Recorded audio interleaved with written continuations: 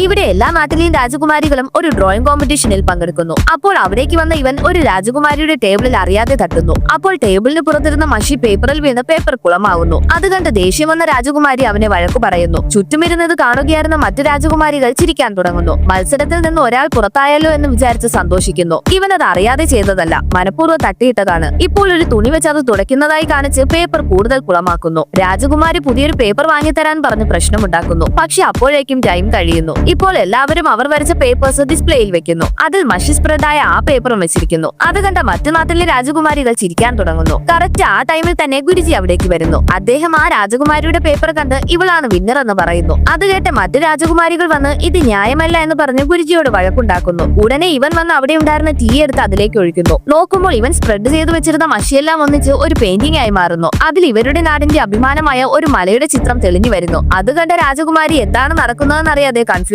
ആവുന്നു. മറ്റു രാജകുമാരികളും അത് കണ്ട് അതിശയത്തോടെ നോക്കുന്നു. ആക്ച്വലി ഇവൻ രാജകുമാരിയെ ഹെൽപ്പ് ചെയ്യുന്നതിനായി മനഃപൂർവ്വമാണ് അത് ചെയ്തത്. കാരണം അവരുടെ നാടിന്റെ അഭിമാനം എന്താണെന്ന് വെച്ചാൽ അത് വരയ്ക്കാൻ പറഞ്ഞതും അവൾ എന്ത് വരയ്ക്കണമെന്നറിയാതെ കൺഫ്യൂസ് ആയിരിക്കുന്നു. അതുകൊണ്ടാണ് ഇവൻ വന്ന് ഹെൽപ്പ് ചെയ്തത്.